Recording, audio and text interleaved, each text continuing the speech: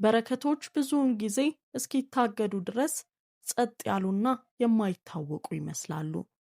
ብዙ ሰዎች በረከቶቻቸውን የሚያግዱት እግዚአብሔር ሐሳቡን ስለለወጠ ሳይሆን በሕይወታቸው ውስጥ የሆነ ነገር ፍሰቱን ስላቋረጠው ነው። እግዚአብሔር ነፃ ሊያወጣው የፈለገው ነገር ልብ ከተከፋፈለ፣ ከተበታተነ ወይም ካልታዘዘ ሊዘገይ ይችላል። ወዳጆቼ፣ በረከቶች በዘፈቀደ የሚመጡ አይደሉም። እግዚአብሔር ራሱ ያዘጋጀውን መንፈሳዊ መርሆዎች ይከተላሉ። እነዚህ መርሆዎች ችላ ከተባሉ ውጤቶቹ ሊገመቱ ይችላሉ። ሰላም ይጠፋል፣ በሮች ይዘጋሉ፣ ደስታ ይርቃል። ይህ ማለት እግዚአብሔር ታማኝ መሆን አቁሟል ማለት አይደለም። አንዳንድ ጊዜ የጸሎት መልሶቻችንን የሚከለክሉ መንፈሳዊ እንቅፋቶችን የምንፈጥር በመሆናችን ብቻ ሊሆን ይችላል። በቤት ውስጥ ያለ የውሃ መስመርን አስቡ። ነፃ ሲሆን ፍሰቱ ጠንካራ ነው። ሆኖም ጭቃ ከተከማቸ ወይንም ቆሻሻ ከደፈነው ፍሰቱ ዝቅተኛ፣ እንዳውም ጭራሹኑ የተዘጋ ይሆናል። ለበረከቶቻችንም ተመሳሳይ ነገር ይሰራል። በረከቶቻችን በእምነት በመታዘዝና በትህትና ውስጥ መፍሰስ አለባቸው። ልብ ከቅን ነገር ዞር ካለ ፍሰቱ ይዳከማል። ብዙ ሰዎች ችግሩ በምንጭ ውስጥ ሳይሆን በመተላለፊያው ውስጥ በመዘጋቱ መሆኑን ሳያውቁ ተጨማሪ ውሃ እንዲሰጣቸው ይጸልያሉ። ፍሰቱ ሲከፈት ሁሉም ነገር ይበቅላል። ፍሰቱ ሲዘጋ ሁሉም ነገር ደረቅ ይሆናል። በኢሳይያስ 59:2 ላይ ያለው ቅዱስ ቃል ይህንን ያስታውሰናል።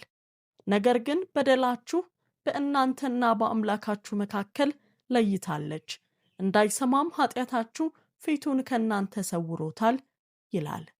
ይህ ቃል የሚኮንን ሳይሆን መለያየት ወደ መዘግየት እንደሚመራ የሚያሳይ ነው። ግንኙነቱ ሲታደስ በረከቶቹ ይመለሳሉ። እግዚአብሔር ጨካኝ ስለሆነ አይደለም፣ ነገር ግን አሰላለፍህን እንድታስተካክል ይጠብቃል። አሰላለፍህ ሲስተካከል መልሶ መገንባት ይጀምራል። በአንድ ወቅት ደጋግሞ ዘር የሚዘራ የወይን እርሻ ሰራተኛ ነበር። ነገር ግን ከምድር በታች ያሉትን ድንጋዮች አላስወገደም። ወቅቱ በደረሰ ጊዜ ግን እንደተጠበቀው አላፈራም። ገበሬው የአየር ሁኔታውን ወቀሰ፣ አፈሩን ወቀሰ። ነገር ግን እውነት ከእግሩ በታች ተቀምጦ ነበር። ድንጋዮቹ እንደተወገዱ አፈሩ ብዛት ያለው ፍሬ አፈራ። ይህ መልእክት የሚናገረው ይህንኑ ነው። በረከቶቻችሁን የሚያደናቅፉትን መንፈሳዊ ድንጋዮች አስወግዱ። ወዳጆቼ፣ እያንዳንዱ አማኝ እምነት መቀበል ብቻ እንዳልሆነ መማር አለበት። የእግዚአብሔር ሞገስ እንዲቀጥል ሁኔታዎችን መጠበቅ ጭምር ነው። አንድ ገበሬ አፈሩን እንደሚንከባከብ ሁሉ ልብን መንከባከብ አለብን። የትኞቹ አመለካከቶች፣ ልማዶች ወይም ውሳኔዎች ናቸው ሞገሳችንን የሚያደበዝዙት? ዛሬ በረከቶቻችሁ እንዴት እንደተከለከሉና በእናንተና በእግዚአብሔር ቃል መካከል ያለውን ማንኛውንም እንቅፋት እንዴት ማስወገድ እንደሚችሉ 3 መንገዶችን አሳያችኋለሁ። በተጨማሪም በኢየሱስ ኃያል ስም ኃይለኛ ጸሎት አቀርባለሁ። ስለዚህ እስከ መጨረሻው ድረስ ጠብቁና የዚህን ጸሎት በረከቶች ለመቀበል ልባችሁን ክፈቱ። አሁን ይህንን ኃይለኛ እውነት እንመልከት። አለመታዘዝ በረከቶቻችሁን ያግዳሉ። ታዛዥነት የሚለው ቃል ጥብቅ ከሆኑ ሕጎች ጋር ስላለ ግንኙነት አይደለም፣ ከእግዚአብሔር ፈቃድ ጋር ስለመስማማት ነው። ልብ እግዚአብሔር የተናገረውን ሲቃወም በረከትን የሚያመጣውን ፍሰት ያቋርጣል። ታዛዥነት ገደብ አይደለም፣ ጥበቃ ነው። ጌታ ሆይ ለኔ የሚበጀውን ታውቃለህ የሚል የመተማመን መንፈስ ነው። ስትታዘዙ በመለኮታዊ ሥርዓት ጥበቃ ስር ትቆያላችሁ። ታዛዥ ባልሆናችሁ ጊዜ ከጋሻው ወጥታችሁ ማዕበሉን ብቻችሁን ትጋፈጣላችሁ። የእግዚአብሔር በረከት ከቃሉ ጋር የሚስማሙ ሰዎች ላይ ይሆናል። መጽሐፍ ቅዱስ በዘዳግም 28:2 ይህንን እውነት ያስገነዝበናል። የአምላክህንም የእግዚአብሔርን ቃል ብትሰማ እነዚህ በረከቶች ሁሉ ይመጡልሃል፣ ያገኙህማል ይላል። ይህ ጥቅስ በረከትን ብቻ የሚያረጋግጥ አይደለም፣ ማግኛ መንገዱንም ይገልጣል። ታዛዥነት ሞገስን ይስባል፣ የማይታዩ በሮችን ይከፍታል፣ ሕይወትህን ከእግዚአብሔር ዕቅድ ጋር እንዲጣጣም ያደርገዋል። ብዙ ሰዎች የጉብኝት ጊዜያቸው ለምን እንደዘገየ ይጠይቃሉ። ሆኖም ግን በከፊል ብቻ ይታዘዛሉ። የእግዚአብሔርን እንክብካቤ ይፈልጋሉ፣ ነገር ግን መመሪያዎቹን ችላ ይላሉ። ሙሉ በሙሉ በምትታዘዙበት ቅጽበት የእግዚአብሔር በረከቶች ይከተሏችኋል። ለእግዚአብሔር ቃል በመገዛት ውስጥ ኃይል አለ። የንጉሥ ሳኦልን ታሪክ እንመልከት። እግዚአብሔር ከአማሌቅ ጋር የያዘውን ሁሉ እንዲያጠፋ በነቢዩ ሳሙኤል በኩል ግልጽ ትእዛዝ ሰጠው። ሳኦል ግን መልካም መስሎ የታየውን ጠብቆ ንጉሡን አዳነ። ሳሙኤል ሲመጣ የበጎች ጩኸትና የበሬዎችን ግሳት ሰማና እዚያ የምሰማው ምንድን ነው አለው። ሳኦልም ሕዝቡ ለአምላክህ ለእግዚአብሔር ይሰዋቸው ዘንድ መልካሞቹን በጎችና በሬዎች አድኗቸዋል፣ ከአማሌቃውያንም አምጥተዋቸዋል፣ የቀሩትንም ፈጽመን አጠፋን አለው። የሳኦል ሐሳብ ቅዱስ ይመስል ነበር፣ ነገር ግን በሃይማኖተኝነት የተጠመቀ አመጽ ነበር። በአንደኛ ሳሙኤል 15:22 ሳሙኤል ሲመልስለት በውኑ የእግዚአብሔርን ቃል በመስማት ደስ እንደሚለው እግዚአብሔር በሚቃጠልና በሚታረድ መስዋዕት ደስ ይለዋልን? እነሆ መታዘዝ ከመስዋዕት ማዳመጥም የአውራ በግ ስብ ከማቅረብ ይበልጣል አለው። ሳኦል መታዘዝን በምርጫ ማሟላት እንደሚችል አስቦ ነበር። ነገር ግን ግማሽ መታዘዝ አለመታዘዝ ነው። ከዚያን ጊዜ ጀምሮ ሞገሱ እየደበዘዘ መጣ። ከትእዛዝ ይልቅ ምቾትን ስለሚያከብር ዙፋኑን አጣ። እግዚአብሔር ከኛ የሚጠይቀውን ችላ ብለን የራሳችንን ፈቃድ መከተል ብንጀምር በእኛ ላይም ተመሳሳይ ነገር ሊደርስብን ይችላል። ወዳጆቼ፣ አለመታዘዝ መጀመሪያ ላይ አደገኛ ያልሆነ ይመስላል። የሚጀምረው በትንሽ ስምምነት፣ በተዘናጋ የጸሎት ሕይወት፣ ችላ በተባለ መገዛት፣ ከጽድቅ በራቀ እርምጃ ነው። ነገር ግን እያንዳንዱ ትንሽ ተግባር በእናንተና በበረከታችሁ መካከል የሚቆም ግድግዳ ይገነባል። እግዚአብሔር አስቀድሞ እርም አድርጎ የወሰነውን ካጸደቃችሁ ስኬታችሁን ታዘገያላችሁ። ንስሐ ከገባንና ከተመለስን ጸጋ ባለመታዘዝ የተጎዳውን ይመልሳል። ለእግዚአብሔር ፈቃድ እጅ ለመስጠት እንደወሰናችሁ እገዳው መፍረስ ይጀምራል። ሌላው በመዝሙር 25:10 ላይ ያለው ቃል ነው። ይህን ያጸናልናል። የእግዚአብሔር መንገድ ሁሉ ቸርነትና እውነት ነው፣ ቃል ኪዳኑንና ምስክሩን ለሚጠብቁ ይላል። እንደነዚህ ላሉት በረከት ማግኘት የተወሰነላቸው ነገር ነው። በጸጋና በእውነት መንገድ ላይ ይኖራሉ። ውሳኔዎቻችሁ የእግዚአብሔርን እውነት ሲያንጸባርቁ ጸጋ እንደ ጋሻ ይከባችኋል። ልባችሁን ለስላሳና መንገድህንም ቀና ያደርገዋል። ነገር ግን ትዕቢት ሲመራችሁ ጸጋ በመታዘዝ ጫፍ ላይ ትጠብቃለች። ለዚህም ነው ብዙዎች የሚሯሯጡ ግን ያልተባረኩት።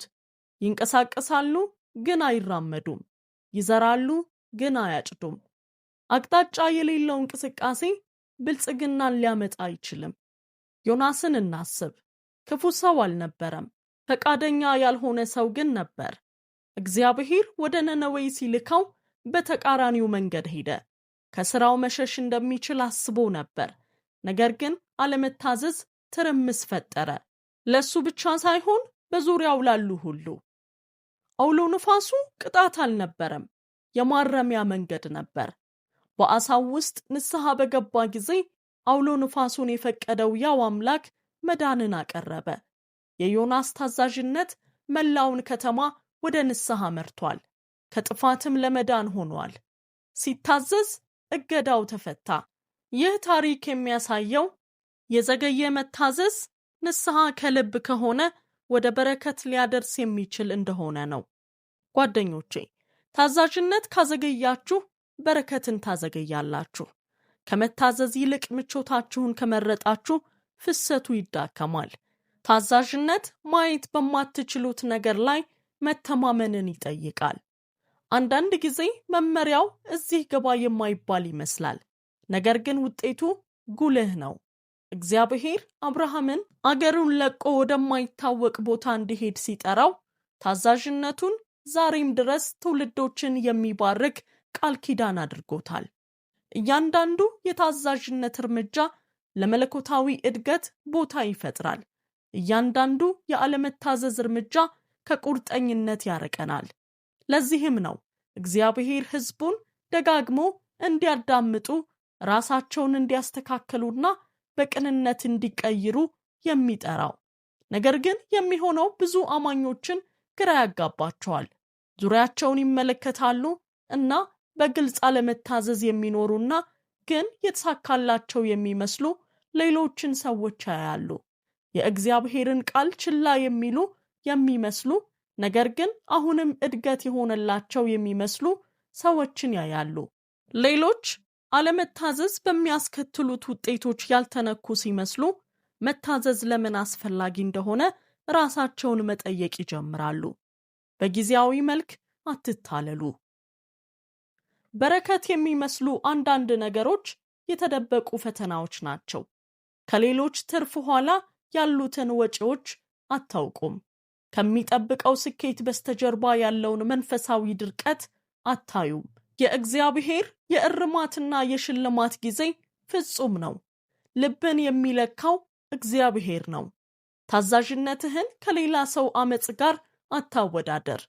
መከርህ ሀብት የተሞላ ሊመስል ይችላል፣ ነገር ግን ከእግዚአብሔር ፈቃድ ውጪ የተዘራ ከሆነ ዘላቂ ጥቅም ላይ ሊውል አይችልም።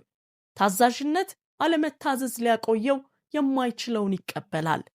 አንዳንዶች ደግሞ አሉ፣ በቂ በረከቶች አሏቸው የሚያምኑና ሌላ ምንም እንደማያስፈልጋቸው የሚሉ። ታዛዥነትን በምቾት ይለኩ። እኔ ባለሁበት ጥሩ ስሜት ይሰማኛል ይላሉ። እርካታን ከማወቅ ጋር ያዛምዳሉ።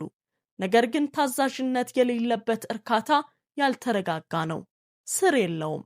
እግዚአብሔር በብዛት መባረክ ይፈልጋል፣ ያለማቋረጥ መባረክ ይፈልጋል። ቀጣይነት ያለው በረከት ቀጣይነት ያለው ታዛዥነትን ይጠይቃል። ይህ ማለት ሕይወት እርካታ ቢሰማውም እንኳ ትሁት መሆን ማለት ነው። ይህ ማለት ሁሉም ነገር አስተማማኝ ቢመስልም ራስን መግዛት ማለት ነው።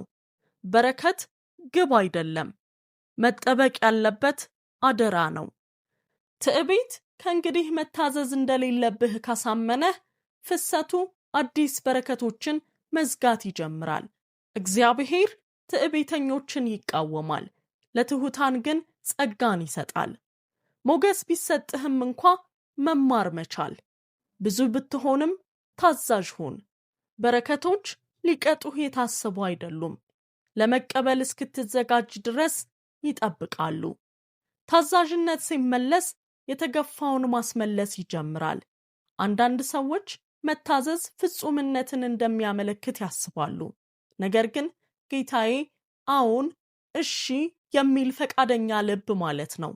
የራስህ ፈቃድ ከእሱ ጋር የማይስማማ ከሆነ የእርሱን ፈቃድ መምረጥ ማለት ነው። በውድህ ላይ መደገፍ ማለት ነው። የራስህ ፈቃድ አስቸኳይ ሆኖ ከተሰማህ እምነትህን ማሳየት ማለት ነው። ሁኔታህ ደህንነትን የማይሰጥ ከሆነ እግዚአብሔር በፍጥነት የሚመለስ ልብን ያከብራል። መስጠት ባለበት ቦታ ሁሉ ጸጋን ይሰጣል። የዘገየ ታዛዥነት እንቅፋት እንዲሆንብህ አትፍቀድ። ኩራት ከእንግዲህ መመሪያ እንደማያስፈልግህ እንድታምን አያድርግህ። በምትታዘዙ ቁጥር መንፈሳዊ ጥበቃን በሕይወታችሁ ውስጥ ትጨምራላችሁ። ለሰላም፣ ለእድገትና ለመለኮታዊ አጋርነት ቦታ ትፈጥራለህ። መታዘዝ አንድ ነገር ቢያሳጣህም ባዶ አይተውህም። ማንም ከአንተ ሊወስደው የማይችለውን በረከት ይሞላሃል። የታዛዥነት ተግባራችሁ የሚቀጥለውን የበረከት ደረጃ ለመክፈት ቁልፍ ሊሆን ይችላል። ወዳጆቼ፣ እግዚአብሔር ባለፈው ጊዜ ያስተማራችሁን አስቡ። ጨርሰኸዋል ወይስ በግማሽ መንገድ ቆምክ? በትኩረት አዳመጥክ ወይስ ተደራደርክ? ወደዚህ ቦታ ተመለስ። አስፈላጊ ከሆነ ንስሐ ግባ።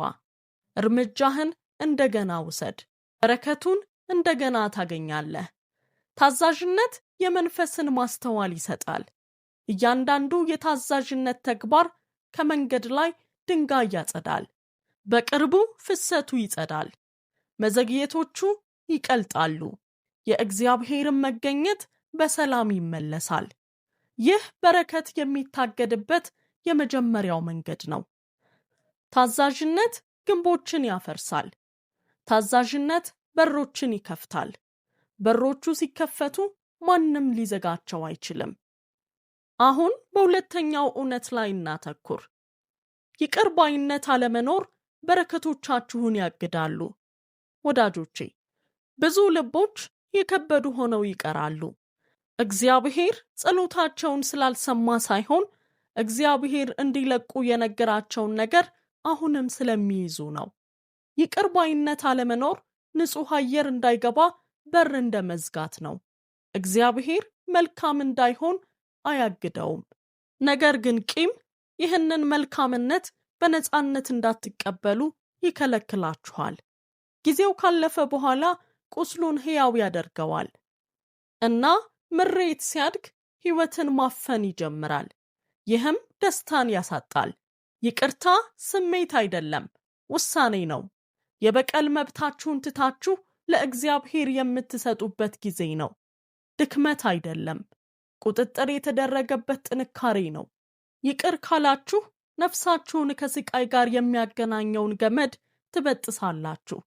ከያዝከው ራስህን ካለፈው ነገር ጋር ታስረዋለህ። ይቅርታ ማለት የተበላሸውን ነገር ማስተካከል ማለት አይደለም። የሰበረህን ነገር ከመያዝ ይልቅ ለመፈወስ ውሳኔ ማድረግ ማለት ነው።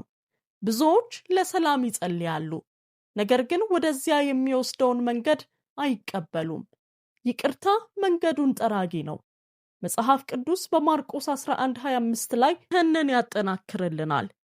ለጸሎትም በቆማችሁ ጊዜ በሰማያት ያለው አባታችሁ ደግሞ ኃጢአታችሁን ይቅር እንዲላችሁ በማንም ላይ አንዳች ቢኖርባችሁ ይቅር በሉት። ይህ ጥቅስ በይቅርታና በጸሎት መሰማት መካከል ቀጥተኛ ግንኙነት እንዳለ ያሳየናል። እግዚአብሔር ትሑት ልብን ይሰማል። ምሕረት በሚሰጥበት ጸጋን ያፈሳል። ሌሎችን ነፃ ስታወጡ ለመፈወስ ቦታ ትፈጥራላችሁ። ስድብን መያዝ የበረከት ምንጭን ይመርዛል። መራራነትን መጠጣትና ደስታን ማጣጣም አትችሉም። የዮሴፍን ታሪክ እናስታውስ። በወንድሞቹ ለባርነት ተሸጠ እና ባላደረገው ነገር ወደ እስር ቤት ተወረወረ። መራራ ለመሆን በቂ ምክንያት ነበረው። ነገር ግን ወደ ስልጣን ሲመጣና ወንድሞቹ ወደ እርሱ በመጡ ጊዜ ዮሴፍ አለቀሰና አለ፣ አሁንም እናንተ ወደዚህ የላካችሁኝ አይደላችሁም፣ እግዚአብሔር ላከኝ እንጂ አላቸው። ይቅር ስላለ የሕይወቱ ተስፋ ተፈጸመ። ዮሴፍ መራራነትን ቢመርጥ ኖሮ ልቡ በረከትን ለመሸከም በጣም ይከብድ ነበር። ይቅርታ ለክብር እንዲዘጋጅ አድርጎታል። የመስቀሉን ሸክም ሳይሸከም የሕይወት መንገዱን ነፃ አወጣው። ይቅርታ ስቃይን ወደ ጥንካሬ ይለውጦታል። ሌላው በኤፌሶን 4:32 ላይ ያለው ቃል ነው። እርስ በርሳችሁም ቸሮችና ርኅሩኆች ሁኑ፣ እግዚአብሔርም ደግሞ በክርስቶስ ይቅር እንዳላችሁ ይቅር ተባባሉ ይላል። ይህ ምክር ብቻ አይደለም፣ የሰላም መርህ ነው። ይቅርታ ወደ ስቃይ አይመራም፣ ነገር ግን ይቅርታ ወደ ጸጋ ይመራል። በመንፈሳችሁ ውስጥ ፈውስን፣ በስሜታችሁ ውስጥ ሰላምንና በግንኙነታችሁ ውስጥ እድሳትን ይለቃል። ይቅር ስትሉ ያለፈው ሰንሰለቶች ይበጣጠሳሉ። ቁስሉን ታስታውሱ ይሆናል፣ ነገር ግን ውሳኔያችሁን አይወስንም። በነጻነት ትኖራላችሁ። ሌሎች ይገባቸዋል ብለህ ሳይሆን በባርነት መያዝ ከእንግዲህ ለአንተ ስለማይገባ ነው። ወዳጆቼ፣ ይቅርባ ያለመሆን በረከቶችን ያግዳል። ምክንያቱም ከእምነት ጋር አብሮ መኖር የማይችል ቂም ይፈጥራል። እምነትና ምሬት አንድ ልብ ሊጋሩ አይችሉም። እምነት ነፃ ያወጣል፣ ምሬት ግስጋሴን ይገታል። እምነት በአዲስ ጅማሬ ያምናል፣ ምሬት የድሮ ቁስሎችን ያነቃቃል። ህመሙን ባስታወስክ ቁጥር ቁስሉ እንደገና ይከፈታል። ይቅር ባላችሁ ቁጥር ቁስሉ ይዘጋል። ለዚህም ነው ኢየሱስ ስለ ይቅርታ ብዙ ጊዜ የተናገረው። በስድብ የተሞላ ልብ ሰላምን መጠበቅ እንደማይችል ያውቃል። ሰላም ለመኖር ቦታ ያስፈልገዋል። ይቅርታ ይህን ቦታ ይፈጥራል። ግን ብዙዎች ጮክ ብለው ሊናገሩት የማይችሉትን እውነት እንነጋገር። ይቅርታ ሁል ጊዜ ቀላል አይደለም። ሁል ጊዜ በፍጥነት አይመጣም። አንዳንድ ጉዳቶች ከባድ ናቸው። በሚያምኑት ሰው መከዳት፣ በሚወዱት ሰው መከዳት፣ ወይም በራስ መተማመንዎን በሚያናውጥ የስሜት ቀውስ ውስጥ ማለፍ ለመፈወስ ጊዜ የሚያስፈልጋቸውን ቁስሎች ሊተው ይችላል። ይቅርታ ትዝታውን በአንድ ሌሊት አያጠፋውም። ሰላም ህመሙን እስኪተካ ድረስ ደጋግመው ለመልቀቅ የሚወስኑበት ሂደት ነው። ይቅር እንዳላችሁ የሚሰማችሁ ጊዜዎች አሉ፣ ነገር ግን ትዝታው ይመለሳል። ይህ ማለት አልተሳካላችሁም ማለት አይደለም። ፈውስ አሁንም በሂደት ላይ ነው ማለት ነው። ጥልቅ ቁስሎች እንኳን ሊዘጉ ይችላሉ። ልብህን ለእግዚአብሔር ክፍት ካደረግከው ፍጹምነትን አይጠይቅም፣ ፈቃደኝነትን ይፈልጋል። ሁልጊዜ ህመምህን በሐቀኝነት በአምላክ ፊት ካመጣኸው መንፈስ ቅዱስ ያገኘሃል እና ሙሉ በሙሉ ይቅር ማለት እንድትችል ልብህን ያጠነክራል። ይቅር ካልክ የእግዚአብሔርን ምሕረት ትቀበላለህ። ጠላት ቂም ይወዳል፣ ምክንያቱም ባሮጌ ጦርነቶች ውስጥ እንዲያስርህ ያስችለዋል። እግዚአብሔር አስቀድሞ ድል ያደረገውን ጦርነት ትዋጋለህ። ይህ ውጊያ ለእውነተኛ ዓላማህ ጥንካሬህ ነው። በህመም ውስጥ ኃይለኛ ለውጥ የለም። ልቀቀው። ይቅር ስትል ተምረህበት የምታልፈውን ነገር ትረሳለህ ማለት አይደለም። በማስታወስ ተጽዕኖ ውስጥ ልትገባ አትችልም። ራስህን ለእግዚአብሔር ለመፈወስ ትሰጣለህ። ኢየሱስ በማቴዎስ 18 ላይ ታማኝ ስላልሆነው አገልጋይ የተናገረውን ምሳሌ እናስታውስ። ስለዚህ መንግሥተ ሰማያት ባሮቹን ሊቆጣጠር የወደደውን ንጉሥ ትመስላለች። መቆጣጠርን በጀመረ ጊዜ 1000 መክሊት ዕዳ ያለበትን አንድ ሰው ወደ እርሱ አመጡ። የሚከፍለውን ቢያጣ እርሱና ሚስቱ ልጆቹም ያለውም ሁሉ እንዲሸጥና ዕዳው እንዲከፈል ጌታው አዘዘ። ስለዚህ ባሪያው ወድቆ ሰገደለትና ጌታ ሆይ ታገሰኝ፣ ሁሉንም እከፍላለሁ አለው። የዚያም ባሪያ ጌታ አዘነለትና ለቀቀው፣ ዕዳውንም ተወለት። ነገር ግን ያ ባሪያ ወጥቶ ከባልንጀሮቹ ከባሮቹ 100 ዲናር ዕዳ ያለበትን አንዱን አገኘና ዕዳህን ክፈለኝ ብሎ ያዘና አነቀው። ስለዚህ ባልንጀራው ባሪያ ወድቆ ታገሰኝ፣ ሁሉንም እከፍልሃለሁ ብሎ ለመነው። እርሱም አልወደደም፣ ግን ሄዶ ዕዳውን እስኪከፍል ድረስ በወህኒ ያኖረው። ባልንጀሮቹ የሆኑ ባሮችም ያደረገውን አይተው እጅግ አዘኑ። መጥተውም የሆነውን ሁሉ ለጌታቸው ገለጡ። እዚያ ወዲያ ጌታው ጠርቶ አንተ ክፉ ባሪያ፣ ስለለመንኸኝ ያን ዕዳ ሁሉ ተውኩልህ። እኔ እንደማርሁህ ባልንጀራህ የሆነውን ያን ባሪያ ልትተውለት ለአንተስ አይገባህምን? አለው። ጌታውም ተቆጣና ዕዳውን ሁሉ እስኪከፍለው ድረስ ለሚያሰቃዩት አሳልፎ ሰጠው። ከእናንተ እያንዳንዱ ወንድሙን ከልቡ ይቅር ካላለ እንዲሁ ደግሞ የሰማዩ አባቴ ያደርግባችኋል ይላል ጌታ ኢየሱስ ሲናገር። በዚህ ታሪክ ውስጥ ስለ ገንዘብ አይደለም፣ ስለ ምሕረት ነው። መስጠት የማትፈልገውን መቀበል አትችልም። ምሕረት ካገኘህ በአንተም ውስጥ ምሕረት መፍሰስ አለበት። ነገር ግን መፍሰሱን ሲያቆም ሁሉም ነገር መድረቅ ይጀምራል። ይቅርታ የአንድ ጊዜ እርምጃ አይደለም፣ የዕለት ተዕለት ውሳኔ ነው። አንዳንድ ቁስሎች ለመፈወስ ጊዜ ያስፈልጋቸዋል። ነገር ግን ፈውስ የሚጀምረው ወንጀለኛውን ለመልቀቅ ከወሰንክበት ጊዜ ጀምሮ ነው። ድርጊታቸውን መቆጣጠር አትችልም፣ ግን ቂም ለመያዝ መወሰን ትችላለህ፣ ወይም ነፃ ለመሆን መወሰን ትችላለህ። ይቅር ባልክ ቁጥር ወደ በረከት ትቀርባለህ። ህመምን በተውክ ቁጥር የሰላምን አዲስ በር ትከፍታለህ። እግዚአብሔር ይቅር የሚለውን ልብ ይመልሳል። ወዳጆቼ፣ ቂም በውስጣችሁ ከተሸከማችሁ አእምሯችሁን ይጫናችኋል፣ እድገታችሁን ያዘገየዋል እና ጥንካሬያችሁን ይወስዳል። ይቅር ማለት ወደፊት እንድትራመዱ ሸክማችሁን ያቀልላችኋል። ግትር አያደርጋችሁም፣ ነፃ ያወጣችኋል። ኢፍትሐዊነትን አያጸድቅም።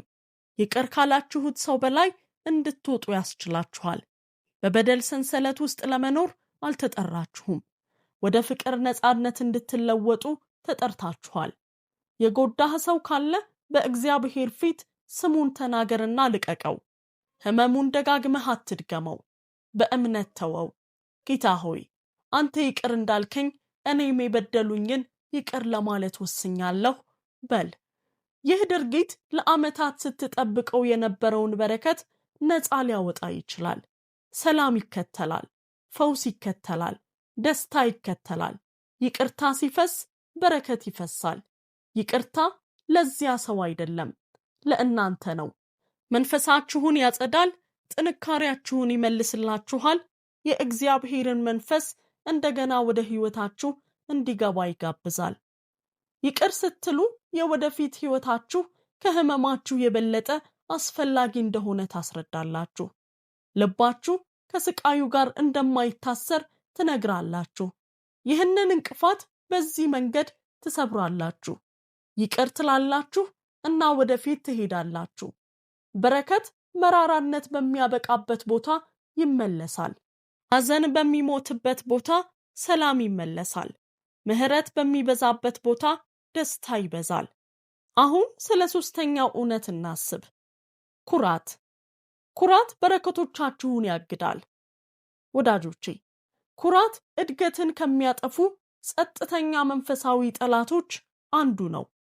ልብ ምንም አይነት ማረጋገጫ እስከማይሰማ ድረስ በጸጥታ ይገነባል። የጸጋ ፍላጎትህን እንድታውቀው አያደርግህም። በራስህ ጥንካሬ ላይ መተማመንን እንደምትችል እንድታምን ያደርግሃል። በእግዚአብሔር ላይ ሙሉ በሙሉ መተማመን እንደሌለብህ በሹክሹክታ ይነግርሃል። ይህ በሚሆንበት ጊዜ የበረከት ወንዝ ያለማስጠንቀቂያ መፍሰስ ያቆማል። ኩራት ሁል ጊዜ ጮክ ብሎ ላያወራ ይችላል፣ ወይም ጉራ በሚመስል መንገድ ላይገለጥ ይችላል። አንዳንድ ጊዜ በውጭ ትሁት በሚመስሉ ሰዎች ልብ ውስጥ ይደበቃል፣ ነገር ግን በውስጡ ያለውን የመንፈስን ድምፅ ይቃወማል። መጽሐፍ ቅዱስ በምሳሌ 16:18 ላይ ይህንን እውነት ያስረግጥልናል። ትዕቢት ጥፋትን፣ ኩሩ መንፈስም ውድቀትን ይቀድማል ይለናል። ይህ ጥቅስ ለትዕቢተኞች ማስጠንቀቂያ ብቻ አይደለም። ከእግዚአብሔር ይልቅ በራሱ ላይ መተማመን ለሚጀምር ለእያንዳንዱ ሰው ይናገራል። ኩራት ያለህ እያንዳንዱ ስጦታ እንደተሰጠህ እንድትረሳ ያደርግሃል። የምትወስደው እያንዳንዱ እስትንፋስ ስጦታ ነው። የምታገኘው እያንዳንዱ ስኬት በጸጋ የሚጸና ነው። ኩራት ሲነግስ ምስጋና ይጠፋል። ምስጋና ሲጠፋ ትህትና ይጠፋል። ትህትና ሲጠፋ በረከት መሰረቱን ያጣል።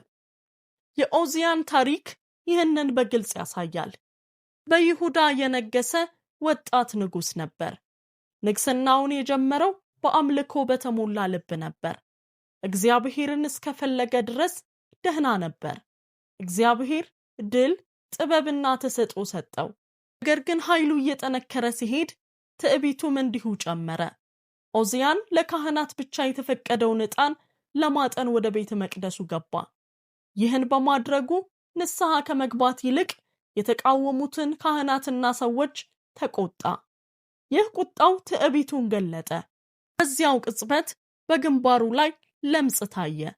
እስከ ሞቱም ድረስ ብቻውን በተለየ ቤት ኖረ። በአንድ ወቅት መንግስቱን የሸፈነው በረከት በትዕቢት ምክንያት ታገደ። እርማትን መቀበል አልቻለም። እሱ ራሱ ጥሩ ከመሆን ይልቅ ጥሩ ሆኖ መታየት ፈልጎ ነበር። ኩራት የሚያጠፋው በዚህ መንገድ ነው።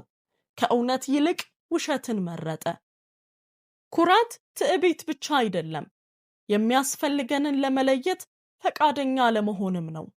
እኔ ብቻዬን ማድረግ እችላለሁ የሚለው አመለካከት ነው።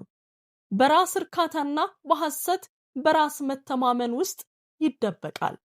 ኩራት ስኬትን ሊለብስና ሁሉም ነገር ደና መሆኑን ሊያሳምነህ ይችላል። ነገር ግን እግዚአብሔር ትዕቢትን ይቃወማል፣ ለትሑታን ግን ጸጋን ይሰጣል። ይህ ማለት ኩራት ሲያሸንፍ ጸጋ ይሸሻል ማለት ነው። ጸጋ ሕይወት በተቀላጠፈ ሁኔታ እንድትፈስ የሚያስችል መለኮታዊ ፍሰት ነው። ያለሱ አሁንም መንቀሳቀስ ትችሉ ይሆናል፣ ነገር ግን ሁሉም ነገር የበለጠ አስቸጋሪ ይሆናል። ሰላም ከሩቅ ያለ ይመስላል። እድገት እየቀነሰ ነው። በአንድ ወቅት በቀላሉ የተከፈቱ በሮች አሁን የተዘጉ ይመስላሉ። እግዚአብሔር ስለ ዞራ አይደለም፣ ነገር ግን ትዕቢት በእናንተና በጸጋው መካከል ስለገባ ነው። መጽሐፍ ቅዱስ በአንደኛ ጴጥሮስ 5:6 ይህንን እውነት ያሳስበናል። እንግዲህ በጊዜው ከፍ እንዲያደርጋችሁ ከኃይለኛው ከእግዚአብሔር እጅ በታች ራሳችሁን አዋርዱ ይለናል። ትህትና ድክመት አይደለም፣ ጥበብ ነው። መልካም ነገር ሁሉ ከላይ እንደሚመጣ ያውቃል። ራስህን ስታዋርድ ልብህን እግዚአብሔር የበለጠ ሊታመንበት በሚችልበት ቦታ ላይ ታስቀምጠዋለህ። እምቢ ማለት የትዕቢት መያዣ ነው። ትሑታን በቀላሉ ይተዋሉ። ትዕቢተኞች ክብርን ይፈልጋሉ። ትሑታን ያመሰግናሉ። ትሑታን በራሳቸው ችሎታ አይተማመኑም። ትሑቶች በጸጋው ላይ ይደገፋሉ። ጸጋ ሁል ጊዜ ከችሎታ የበለጠ ውጤት ይኖረዋል። ነገር ግን ኩራት ራስን ከመከላከል ጀርባ የሚደበቅ ሌላ መልክም አለው። የሆነ ነገር ሲበላሽ ሌሎችን ተጠያቂ ያደርጋል። ራሱን በቃሉ መነጽር ከማየት ይልቅ ጣቱን ወደ ሌሎች ይቀስራል። ኩራት ሁል ጊዜ ሌላ ሰው ተጠያቂ የሚሆንበትን ምክንያት ያገኛል። ስሙን ለመጠበቅ ኃላፊነትን ያስወግዳል። መልካም ሆኖ መታየት አለበት። ስህተት በሚሆንበት ጊዜም እንኳ እኔ ችግር የለብኝም ይላል። ይህ የመዘናጋት መንፈስ ንስሐን ይከለክላል። ምክንያቱም ንስሐ ሐቀኝነትን ይጠይቃል። ስትሳሳት ስህተት እንደሰራህ መቀበል ካልቻልክ ማደግ አትችልም። ማደግ ካልቻልክ በረከት ፍሰቱን ያቆማል። ኩራት የሰበቦች ግድግዳ ይገነባል። ጸጋም ከዚህ ግድግዳ ጀርባ ሊፈስ አይችልም። ትህትና ግን ጌታ ሆይ የት እንደተሳሳትኩ አሳየኝና አስተካክለዋለሁ ይላል። እንዲህ ያለው ልብ ወደ ጸጋ ይጋብዛል። ጸጋም ወደ ንስሐ ይጋብዛል። ትዕቢተኛ ልብ ኃጢአትን ከመናዘዝ ይልቅ ይሟገታል። ከማዳመጥ ይልቅ ይከራከራል። ቅዱስ ሆኖ ለመታየት ይሞክራል። ነገር ግን ውስጡን አለመታዘዝ ይሸፍናል። ለዚህም ነው እግዚአብሔርን በሚያገለግሉ ሰዎች ዘንድ ኩራት ራሱ አደገኛ የሆነው። ተሰጥኦ ሊኖርህና አሁንም ልትኮራ ትችላለህ። ማገልገል ትችላለህ። ነገር ግን አሁንም እርማትን ልትቃወም ትችላለህ። እውነቱን መናገር ትችላለህ። ነገር ግን እውነትን መኖር አትችልም። ስምህ ከቅንነት የበለጠ አስፈላጊ በሚሆንበት ጊዜ በረከቱ መደበቅ ይጀምራል። እግዚአብሔር በእውነት የሚሄዱትን እንጂ አስደናቂ የሚመስሉትን አይደለም የሚባርከው። ትዕቢተኞች ትክክል መስለው መታየት ይፈልጋሉ። ትሑቶች ትክክል መሆን ይፈልጋሉ። እግዚአብሔር የሚያበረታታው ትሑታንን ነው። ጓደኞቼ፣ ትህትና በረከት የሚያድግበት መሬት ነው። ትዕቢት አዲስ ነገር ስር መስደድ እስከማይችል ድረስ ምድርን ያጠነክራል። መጸለይ ትችላለህ፣ ነገር ግን ዘሩ በጠንካራ መሬት ውስጥ ለመጥለቅ ችግር አለበት። ማየት ትችላለህ፣ ግን ኩራት የጸጋውን ዝናብ ይከለክላል። ማቀድ ትችላለህ፣ ነገር ግን መሬቱ ደረቅ ስለሆነ መከሩ የሚመጣው እጅግ ዘግይቶ ነው። ነገር ግን ትህትና እንደተመለሰ እንደገና መዝነብ ይጀምራል። ንስሐ ልብን ያለሰልሳል፣ እግዚአብሔርም ትዕቢት ያራቀውን ይመልሳል። በሉቃስ 18 ላይ ጌታ ኢየሱስ ስለ ፈሪሳዊውና ስለ ቀራጩም የሰጠውን ምሳሌ እናስታውስ። ፈሪሳዊው ቆሞ በልቡ መልካም ተግባሮቹን ሁሉ ቆጠረ። ራሱን ከሌሎች ጋር አነጻጸረና በአፈጻጸሙ ረካ። ቀራጩ ግን በሩቅ ቆሞ ዓይኖቹን ወደ ሰማይ ሊያነሳ እንኳን አልወደደም። ነገር ግን አምላክ ሆይ እኔን ኃጢአተኛውን ማረኝ እያለ ደረቱን ይደቃ ነበር። ኩሩው ሰው ቤተ መቅደስ እንደገባው እንደዚያው ሳይለወጥ ወጣ። ትሑቱ ሰው ይቅር ተባለ፣ ታድሶ ነፃ ወጣ። ኩራት ለማስደመም ይጸልያል። ትህትና ግንኙነትን ለመመስረት ይጸልያል። እግዚአብሔር ለእውነተኝነት ምላሽ ይሰጣል እንጂ ለአፈጻጸም አይደለም። ወዳጆቼ ኩራት እግዚአብሔር በየቀኑ እንደሚያስፈልግ ያለውን ግንዛቤ ስለሚያጠፋ በረከትን ያግዳል። ጸሎት አማራጭ እንደሆነ ያሳምናል። ስኬት የጽድቅ ማረጋገጫ እንደሆነ ይነግሮታል። ነገር ግን ያለመሰጠት የሆነ ስኬት ወደ ባዶነት ይመራል። የማያጎነብስ ልብ መቀበል አይችልም። የተባረከ ቢመስልም ኩራት በረከቱ ሰላም እንደሌለው ያረጋግጣል። ትርፍ ሊኖርህ ይችላል፣ ግን ደስታን ታጣለህ። እንቅስቃሴ ሊኖርህ ይችላል፣ ግን ትርጉሙን ታጣለህ። ትህትና ደስታን ሕያው ያደርገዋል። ሰላምን በውስጡ ስር ሰዶ ያቆማል። ኩራት ምስጋና እንዳታውቅ ሊያደርግህ ይችላል። በረከቶችን እንደተገባህ ቆጥረህ መጠበቅ ትጀምራለህ። ለትንንሽ ነገሮች እግዚአብሔርን ማመስገን ትረሳለህ። ነገር ግን ትህትና ያስታውሳል። ለዕለታዊ እንጀራና ለወደፊት በረከቶች እግዚአብሔርን ያመሰግናል። ስጦታውን ብቻ ሳይሆን ሰጪውን ይመለከታል። አመስጋኝ ከሆንክ ደግሞ የተባረክ ትሆናለህ። ክፍት በሆነ ሰማይ ስር መቆየት ከፈለክ ትሁት ሁን። ንስሐ የሚያስፈልገውን አትከልክል። ችግረኞችን አትውቀስ። እግዚአብሔር ሊፈውስ የሚሞክረውን አትደብቅ። ትህትናህ ትዕቢት የገነባውን ግድግዳ ያፍርስ። ትህትና የጸጋን ፍሰት እንደገና ይልቀቅ። እግዚአብሔር ሁልጊዜ በፊቱ የሚንበረከኩትን ያነሳል፣ ሰላምን ይመልሳል፣ አዲስ ጥንካሬ ይሰጣል እና በረከቶችን ያፈሳል። ትዕቢት በበሩ ፊት ለፊት ይቆማል፣ ነገር ግን ትህትና እንቅፋቱን ያስወግዳል እና ወደ ሞገስ መመለስን ይቀበላል። ልብህን ትሁት ካደረግ በረከትህ ፈጽሞ አይወድቅም። ሰላምህ ቋሚ ሆኖ ይቆያል። ከእግዚአብሔር ጋር ያለህም ግንኙነት ጠንካራ ይሆናል። ወዳጆቼ ከኔ ጋር ቆዩ። ከመጸለያችን በፊት እነዚህን እውነቶች በግልጽ ማጠቃለያ እናጠቃላቸው። ታዛዥነት በሩን ይከፍታል። ይቅርታ መንገዱን ጠራጊ ነው። ትህትናም በረከቱ እንዲፈስ ያደርጋል። እነዚህ ሶስቱ አብረው ቢሰሩ እግዚአብሔር ያዘጋጀልህን ነገር የሚያግድ ምንም ኃይል የለም። እያንዳንዱ ግድግዳ ሊወድቅ ይችላል። እያንዳንዱ መዘግየት ሊነሳ ይችላል። እያንዳንዱ ልብ ሊታደስ ይችላል። አለመታዘዝ፣ ምሬት ወይም ኩራት ጸጋ ነፃ ሊያወጣው የሚፈልገውን ዝም አትበል። ራስን መወሰንን ምረጥ። ጸጋን ምረጥ። ትህትናን ምረጥ። በእነዚህ እውነቶች ከተመራህ ጸጋ ይከተልሃል፣ ሰላምም ይከብሃል። አሁን ድምፄን በዚህ ለምትሰሙ ሁሉ ወደ ጌታ ፊት በጸሎት እንቅረብ። የዚህን ጸሎት በረከቶች ሁሉ እንድትቀበሉ ይህን ጸሎት ከኔ ጋር እንድትጸልዩ ወይም ይህንን ጸሎት በእምነት እንድትሰሙ እፈልጋለሁ። ወደ መሐሪና አፍቃሪ አምላካችን እንጸልይ።